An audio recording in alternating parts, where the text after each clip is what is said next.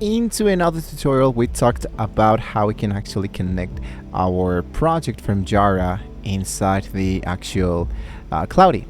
So today I'm going to be doing exactly the same thing, but now with my Apify. The first thing to do to get started is to get your own console.apify.com. Really easily to get started.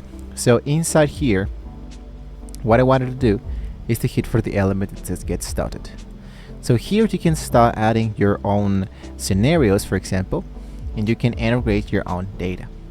So here, what I wanted to do, let's say for example that I have here my own dashboard, and I wanted to get started for an Instagram scrapper, for example. So here, for example, I have the inputs, I have the information, here my actual runs, and I hit for the element that says start. So here is running of the actual actor. So making the actual connection here directly into Cloud is going to be really easily.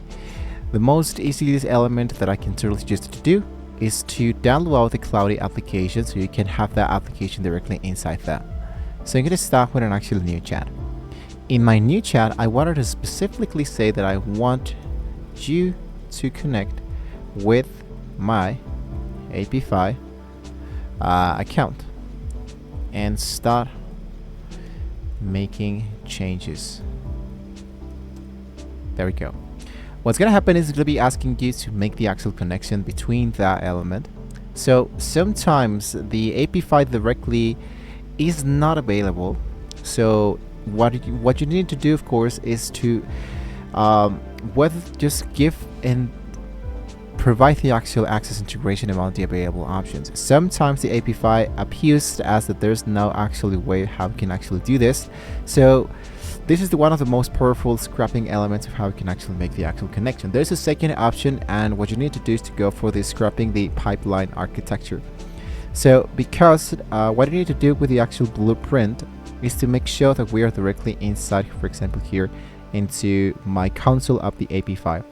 So when you set up your data extractor, for example, you can head up for the actual store and look out for actors. Or for this example, we're going to be using the Google Maps, for example, scrapper to pull local B2B link. You can generate, for example, the element that says go to the store and generate that.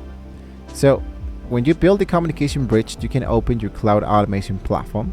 We want this system to run completely hands-free, so add an Apify model and set the trigger, and for example to watch run status changes. So for example, you can choose the Google Maps Scratcher.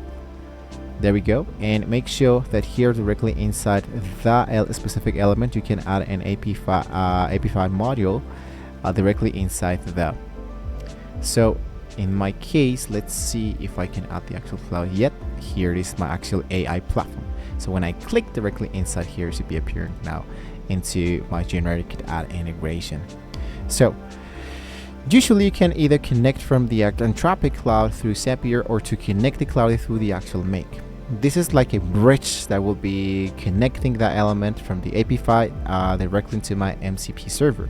So as you can see, this is the actual MCP server URL. You're going to be needing to authorize this, preloaded the access. Here's my custom tools, and here's my client specific setup. So when you selected that specific element, usually it will be asking you to make the connection between the actual specific actors. So you can run some elements here. I can disable that. There we go. Here's my cloud absent. So it needed to tell me to navigate to the customized connectors and click browse connections. And I have 3 different connections. So I will be adding a new connection. I'm going to add my browse of my connections, and I'm going to go ahead and look out for the Apify MCP server. So here it is. I will be choosing this.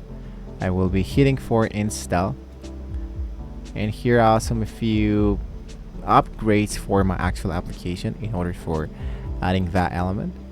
So as you can see, it says would you like to update. Let's go for yes, walk again. And there we go, the process has now been successfully added. So what I just needed to do is to enable and update the connector if it is prompted to do it so. So you can now hit into the element that says plus in the chat and go for connectors and toggle on the Apify.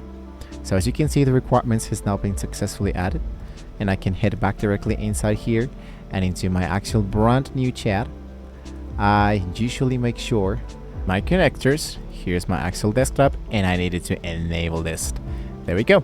So as you can see, it will be appearing now directly inside here.